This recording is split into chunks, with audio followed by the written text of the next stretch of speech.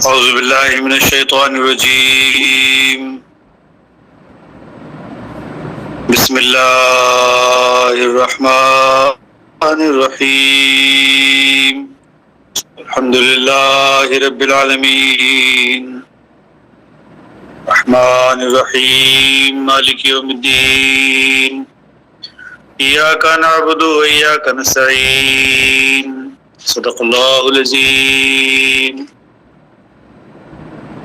تعریف اسی کے لیے ہے جو رب العالمین ہے، جو ربوبیت کرتا ہے وہی تعریف کے لائق ہے۔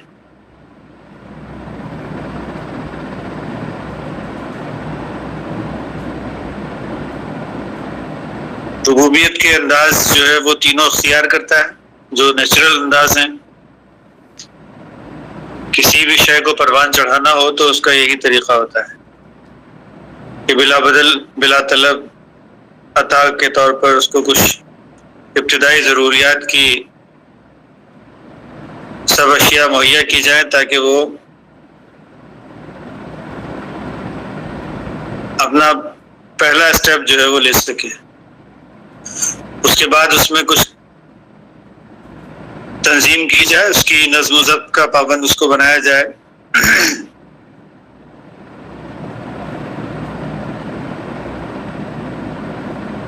تو نظم و ضبط کا تعلق جو ہے وہ وقت اور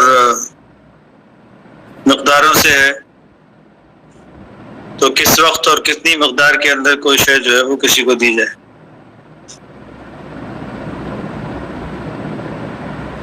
تو یہ طریقہ کار جو ہے وہ رحمانی طریقہ کار رحیمی طریقہ کہلاتا ہے۔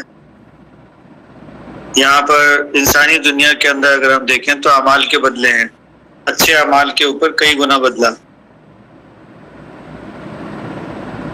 اور اگر پھر بھی بگاڑ پیدا ہو رہا ہو تو ڈیل دی جاتی ہے،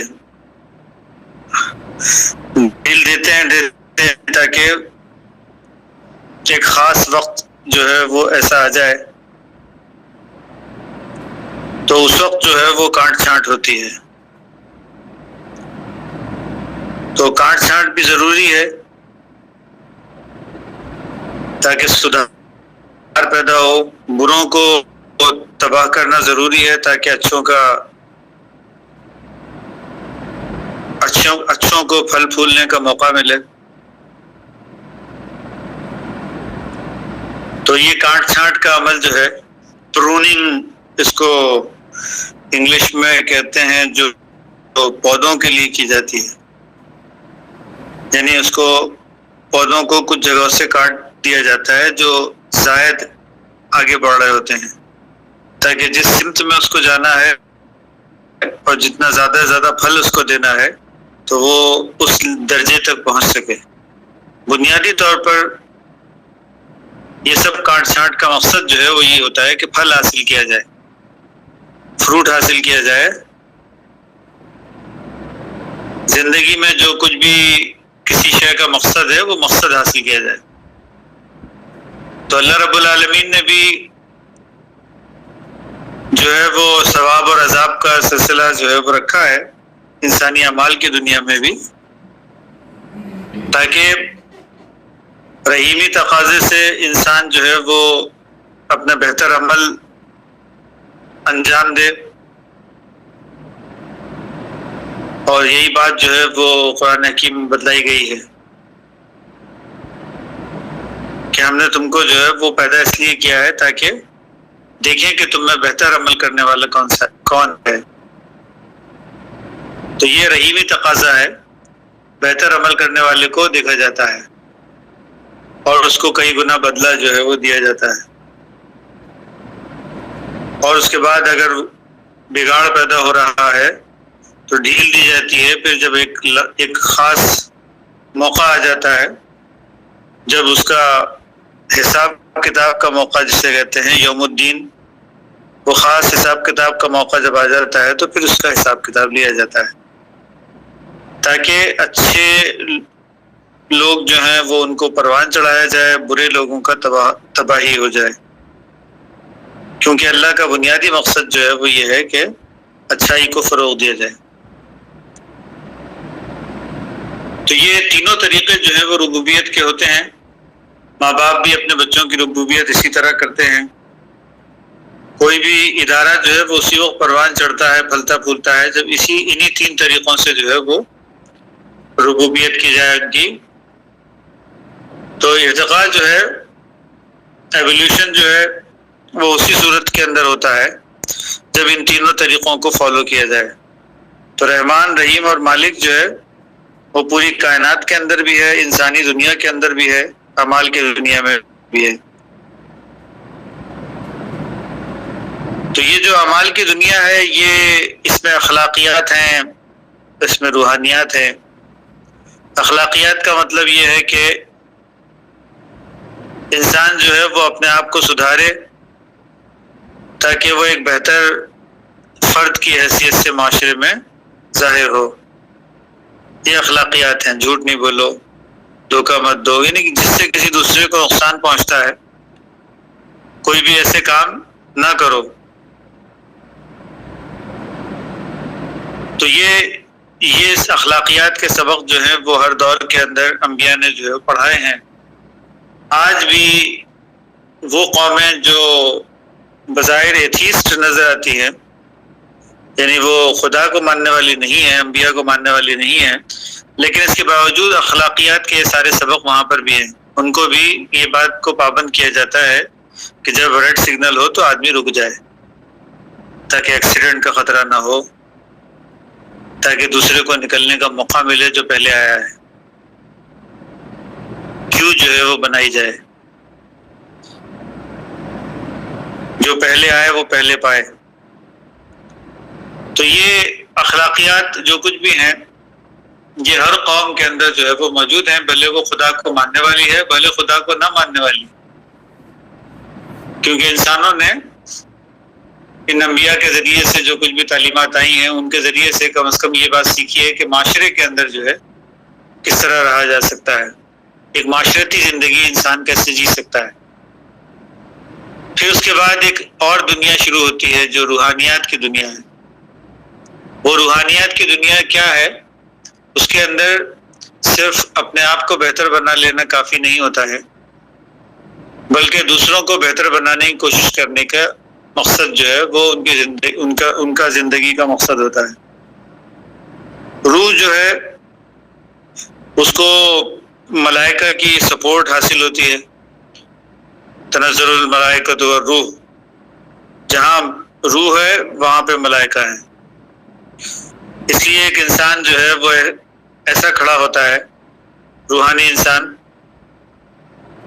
ہمارے معاشرے کے اندر، ہماری ہی معاشرے کے اندر سے پیدا ہوتا ہے، کہیں اور سے تو نہیں آتا، لیکن اس کے اوپر روح کا نزول ہوتا ہے، اس کو خدا سے تعلق پیدا ہوتا ہے، اس کو سپورٹ ہوتی ہے، فرشتوں کی سپورٹ ہوتی ہے اس کو. اس کے نتیجے میں وہ انسان جو ہے وہ ایسے کام کر گزرتا ہے جو اخلاقیات کا سبق پڑھنے والے جو لوگ ہوتے ہیں وہ کر نہیں سکتے، کیونکہ ان کے پاس جو ہے وہ ایسی سپورٹ حاصل نہیں ہوتی ہے ان کو. تو یہ لوگ جو روحانی لوگ ہوتے ہیں ان کو اللہ رب العالمین کی طرف سے جو ہے وہ پوری بیک اپ ہوتی ہے، کیونکہ ان کو خدائی تعلق ہوتا ہے. یہ روحانی لوگ جو ہے وہ ہر دور کے اندر جو ہے وہ پیدا ہوتے ہیں. تو کوئی بھی دور جو ہے وہ اس سے خالی نہیں رہا. ختم نبوت سے پہلے یہ انبیاء کہلاتے تھے، اور ختم نبوت کے بعد جو ہے وہ یہ اولیاء اللہ، بزرگان دین کی صورت میں یہ سلسلہ جو ہے وہ پھیلا ہوا ہے. تو ہم قرآن حکیم کو جو ہے وہ اسٹڈی کرتے ہیں، آج بھی دیکھتے ہیں کہ اللہ رب العالمین نے ہمارے لیے کیا رکھا ہے. رافع بھائی سے گزارش کرتے ہیں کہ قرآن حکیم کی آیت کی تلاوت کریں.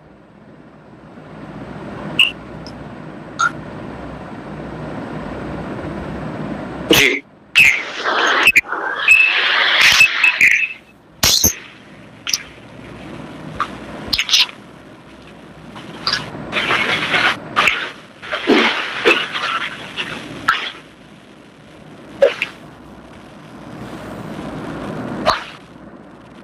یہ سورت نمبر ہے 68 سورہ قلم،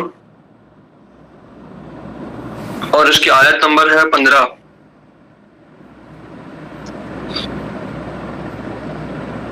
آیت نمبر 15، جی جناب پڑھیے گا جی۔ اعوذ باللہ من الشیطان الرجیم، بسم اللہ الرحمن الرحیم۔ اذا تتلى عليه آیاتنا قال اساطیر الاولین۔ جب اس کے سامنے ہماری آیتیں پڑھی جاتی ہیں تو کہہ دیتے ہیں کہ یہ تو اگلوں کے قصے ہیں۔ جی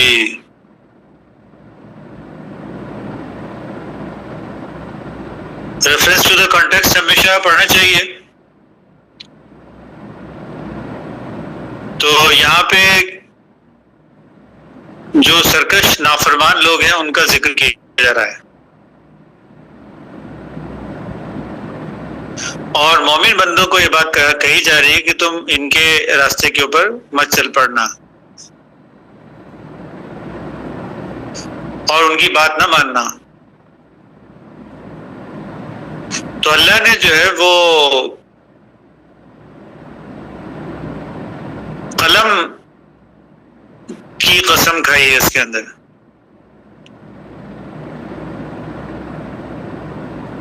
اللہ نے قلم کی قسم کھائی ہے، نون والقلم، شروع جو آیات ہوتی ہیں وہ یہیں سے ہوتی ہیں،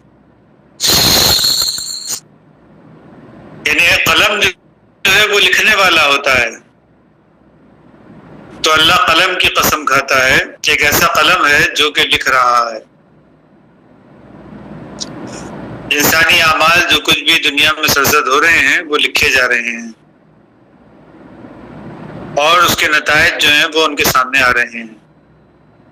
تو اللہ قسم کھا رہا ہے قلم کی، نون والقلم، اللہ قسم کھاتا ہے قلم کی، وما یسطرون، اور جو کچھ بھی لکھتا ہے وہ قلم، وما یسطرون۔ تو بعض لوگوں نے اس کو لیا ہے کہ فرشتے اس کو لکھتے ہیں، تو فرشتے بھی لکھتے ہیں، ظاہر قلم خود تو نہیں لکھتا، لیکن اللہ نے جو ہے وہ ایک ایسا قلم دنیا کے اندر پیدا کیا ہے، اور ایک ایسی لوح تختی جو ہے وہ پیدا کی ہے، لوح اور قلم، جس کے اوپر جو ہے وہ ہر شے لکھی جا رہی ہے۔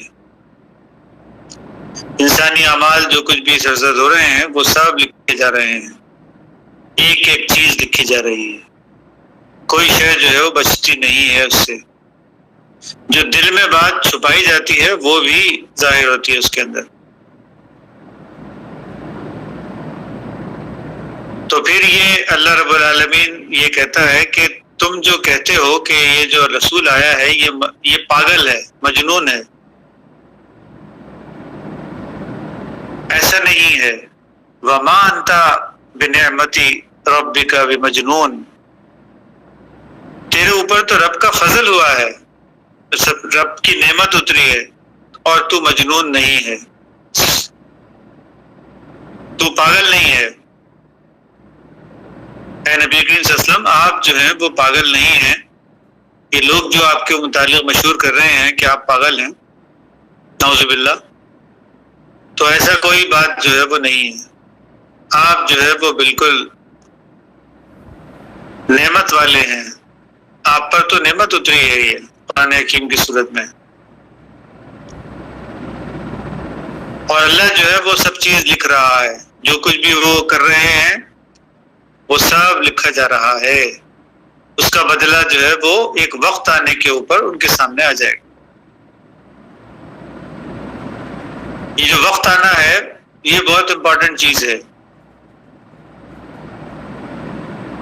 سب قوموں نے جو ہے وہ قرآن حکیم میں کئی جگہوں پہ اس بات کو نوٹ کیا گیا ہے، اس بات کو لکھا گیا ہے کہ سب قوموں نے جو ہے وہ عذاب آنے کی جلدی مچائی۔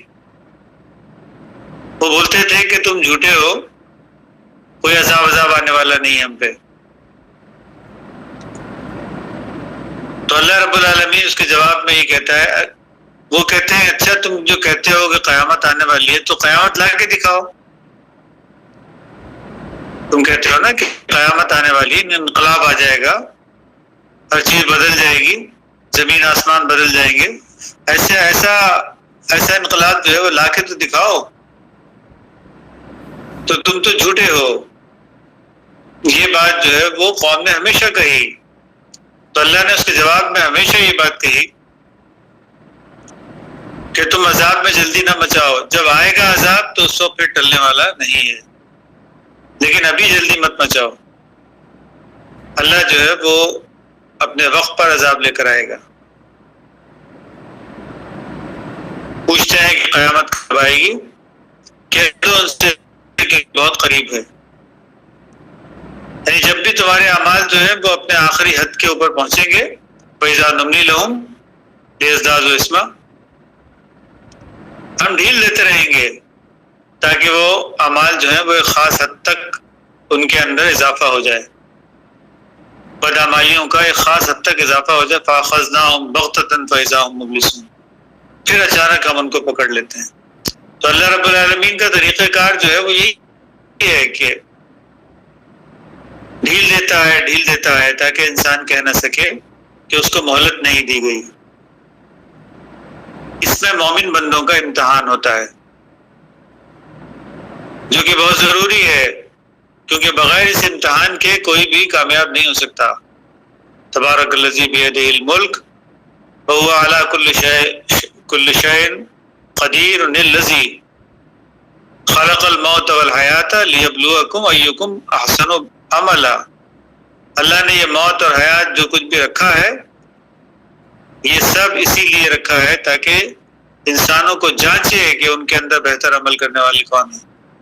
مومن بندوں کا اس میں امتحان ہوتا ہے، ان کو ایڑ ملتی ہے، ان کو گیئر ملتا ہے، ان کو کک ملتی ہے اسی مخالفت سے، باد مخالف سے نہ گھبرائے عقاب، یہ تو چلتی ہے تجھے اونچا اڑانے کے لیے۔ تو مومن بندے جو ہیں وہ اللہ پہ بھروسہ رکھ کر اس مخالف ہوا سے ٹکراتے ہیں۔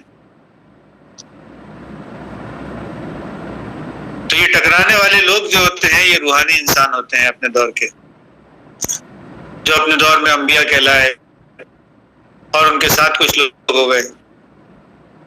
ان کے اوپر جو ہے وہ بڑی مصیبتیں اور مشکلات کا دور جو ہے وہ گزرا ہے، لیکن یہ مصیبتیں اور مشکلات کا دور ہی ان کے لیے اڑان کا باعث بنا ہے۔ تو ایک انسان کی اڑان اسی کے اندر ہے کہ مشکلات اور ناموافق حالات ان سے گزرے تاکہ اس کے اندر روحانی بلندی پیدا ہو۔ یہ ایک نظام ہے جو اللہ رب العالمین نے بنایا ہے۔ وہ لوگ کہتے ہیں کہ تم پاگل ہو، اے نبی کریم صلی اللہ علیہ وسلم، آپ ہرگز پاگل نہیں ہیں۔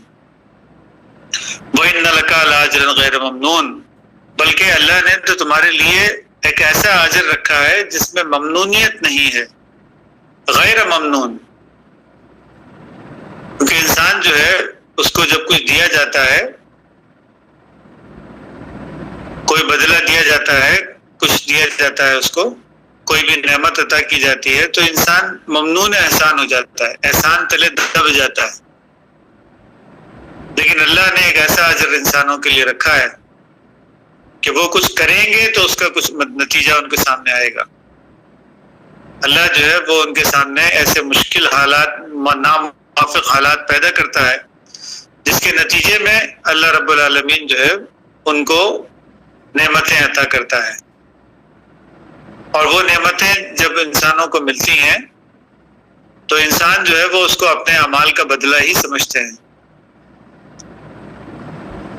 تو اللہ رب العالمین نے نظام ایسا بنایا ہے کہ غیر ممنون،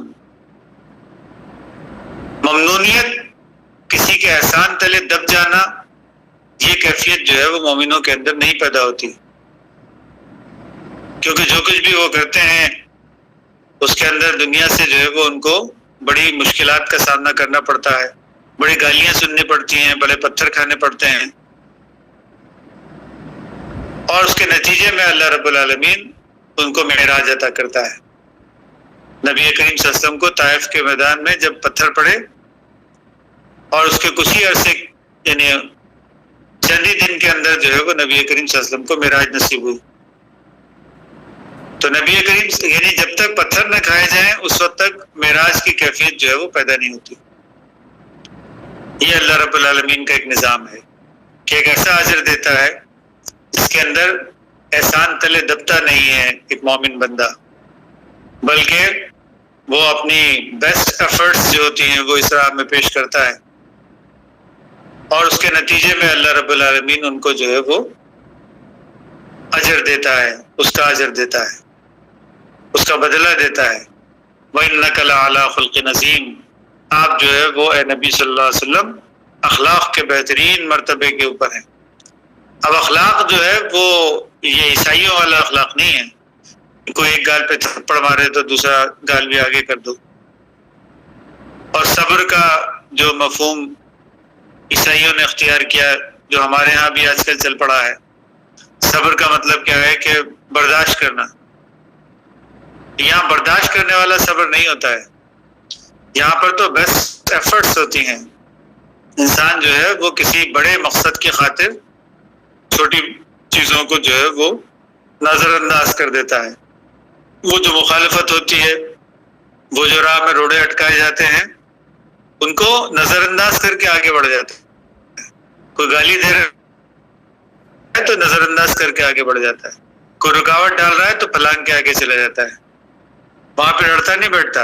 حساں قبلہ فرماتے تھے کہ کون ہے با عقل مند کہ اگر کوئی تم کو کفر کے فتوے دیتا ہے، کوئی تم کو جو ہے وہ گالی دیتا ہے، کوئی تمہارے بزرگ کو برا بولتا ہے، تو اس کا مطلب کیا ہے کہ کیا لڑنے بیٹھ جانا کیا بس؟ یہ تو راہ کی رکاوٹیں ہیں. اگر کسی راستے کے اوپر چلے جا رہے ہیں، وہاں پہ کوئی بھاری پتھر پڑا ہوا ہے تو کیا سبل لے کے اس کو اکھاڑنے بیٹھ جاتے کیا؟ حساں قبلہ مثال دیتے تھے. حضرت مولانا صدیق دیندار صاحب رحمۃ اللہ علیہ وہ مثال دیتے تھے کہ راستے میں اگر کوئی پتھر پڑا ہوا ہے تو کیا سبل لے کے اکھاڑنے بیٹھ جاتے کیا؟ عقل مند انسان کون ہے؟ راستے میں پتھر پڑا ہوا ہے تو تھوڑا سا راستہ کاٹ کے دوسری طرف سے نکل جاتے ہیں، کیونکہ ہمیں منزل پر پہنچنا ہے نا. اگر پتھر اکھاڑنا تھوڑی ہے. تو اللہ والے جو لوگ ہوتے ہیں وہ استقامت کے ساتھ اپنی منزل کی طرف رواں دواں رہتے ہیں، ڈٹے رہتے ہیں، اسی کو صبر کہتے ہیں. یہ اور پھر جب طاقت آتی ہے تو پھر بروں کو جو ہے وہ تباہی بھی انہی کے ذریعے سے ہوتی ہے. اور یہی بہترین اخلاق ہیں جو نبی کریم صلی اللہ علیہ وسلم کو دیے گئے ہیں. وَإِنَّكَ لَعَلَىٰ خُلْقٍ عَظِيمٍ، آپ جو ہے وہ اخلاق کے بہترین مقام کے اوپر ہیں، عمدہ اخلاق پر ہیں. فَاسْتُبْصِرُوا وَيُبْصِرُونَ، بس تم بھی دیکھ لو گے، ہم بھی دیکھ لیں گے. بِأَيِّكُمُ الْمَفْتُونُ، کہ تم میں فتنے میں کون پڑا ہوا ہے.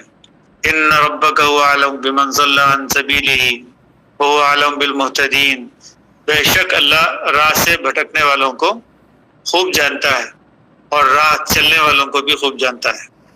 فلا تطع المکذبین، پس آپ جھٹلانے والوں کی بات نہ ماننا. ودوا لو تدہن فیدہنون، وہ تو چاہتے ہی ہیں کہ تو ذرا ڈھیلا ہو جائے تو وہ بھی ڈھیلے پڑ جائیں. تو تم کو خود ڈھیلا ہونا نہیں ہے، صبر کرنا ہے، استقامت کے ساتھ ڈٹے رہنا، جمے رہنا ہے. فلا تطع کل حلاف مہین، اور ایسے شخص کا کہنا نہ ماننا جو بہت زیادہ قسمیں کھاتا ہے. حماز مشاء بنمیم، بے وقار ہے، کمینہ ہے، عیب گو ہے، چغل خور ہے. یہ جو مخالفت کرنے والے لوگ ہوتے ہیں وہ ایسے ہی ہوتے ہیں، بے وقار ہوتے ہیں. وقار ان کے اندر نام کو نہیں ہوتا. کمینے ہوتے ہیں، یعنی کم ظرف ہوتے ہیں. عیب، دوسروں کے عیب تلاش کرنے والے عیب گو ہوتے ہیں، دوسروں کے عیب تلاش کر کے اور لوگوں کے سامنے بیان کرنے والے ہوتے ہیں. چغل خور ہوتے ہیں. تو حماز مشاء بنمیم، تو ایسے لوگ جو ہیں ان کا وہ قسمیں بھی بہت کھاتے ہیں.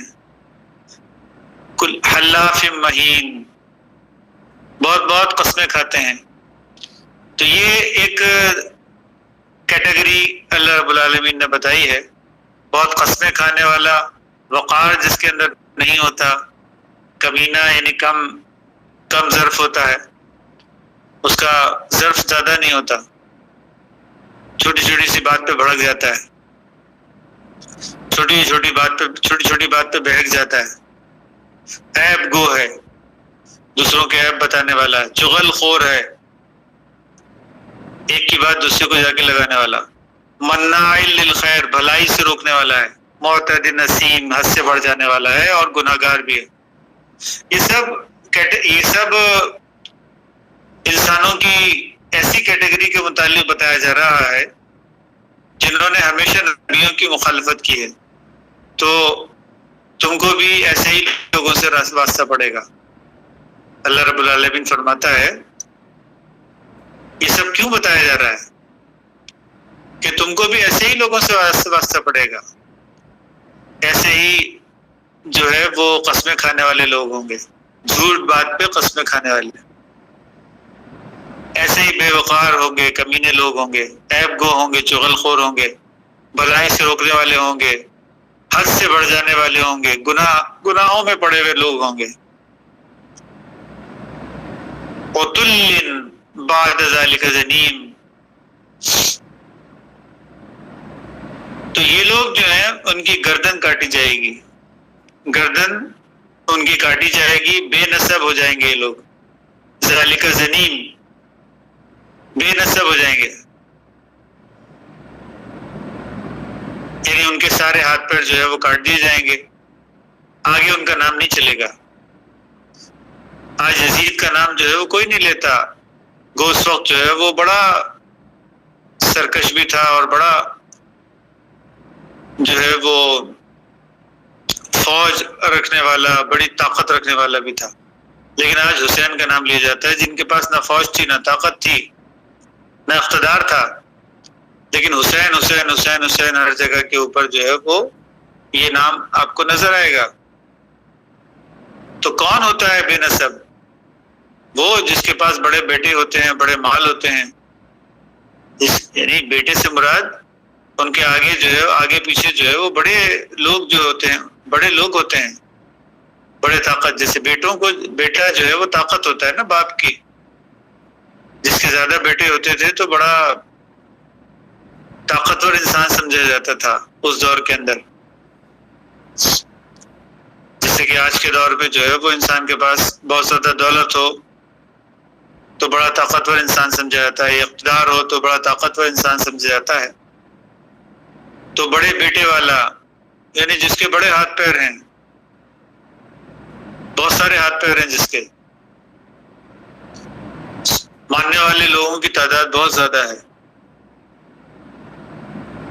تو بظاہر دیکھا جائے تو اس کی بات آگے چلنی چاہیے نا۔ دنیا داری کا طریقہ کیا ہوتا ہے؟ لوگ سوچتے یہ ہیں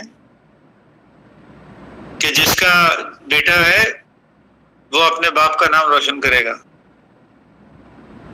دنیا داری طریقہ جو ہے وہ یہی سمجھا جاتا ہے، تو بڑے بیٹوں والا جو ہوتا ہے تو اس کو بڑا اہمیت دی جاتی ہے کہ ہاں جی اس کے بڑے ہاتھ پیر ہیں، یہ آگے جا کے بڑا، تو باپ کا نام جو ہے وہ آگے لے کے جائے گا، باپ کی ایک آواز کے اوپر بیٹا جو ہے وہ آگے چل پڑے گا، بڑا اقتدار ہے اس کے پاس۔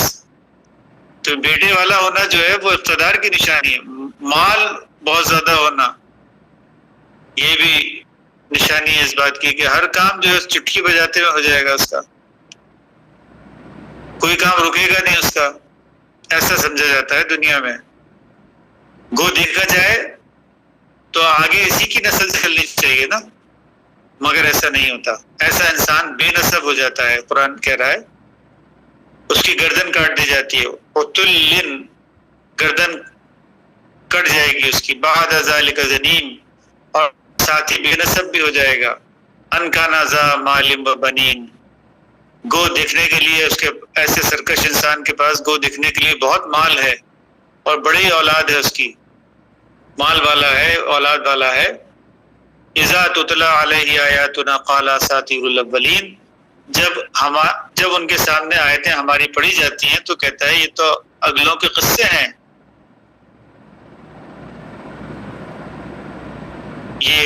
قرآن حکیم جو ہے وہ بتا رہا ہے کہ ہر دور کے اندر جو ہے وہ ایسا ہی واسطہ پڑے گا، ایسے ہی انسانوں کے ساتھ واسطہ پڑے گا جو اس قسم کی باتیں جو ہیں وہ کریں گے۔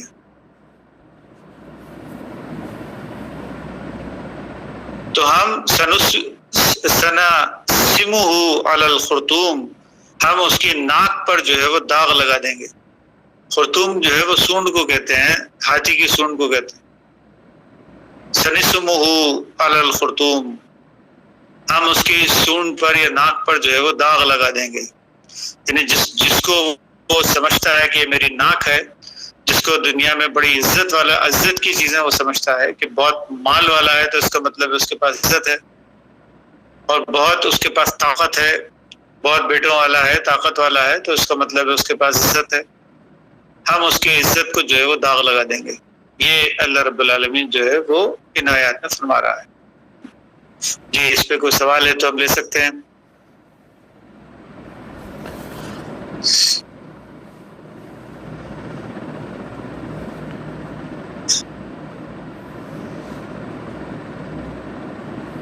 چلیے جی پھر ختم کرتے ہیں۔ بارک اللہ لنا ولکم فی القرآن العظیم ونفعنا وإياكم بالآیات والذکر الحکیم انہ تعالی جواد ملک بر رؤوف رحیم رب حلیم۔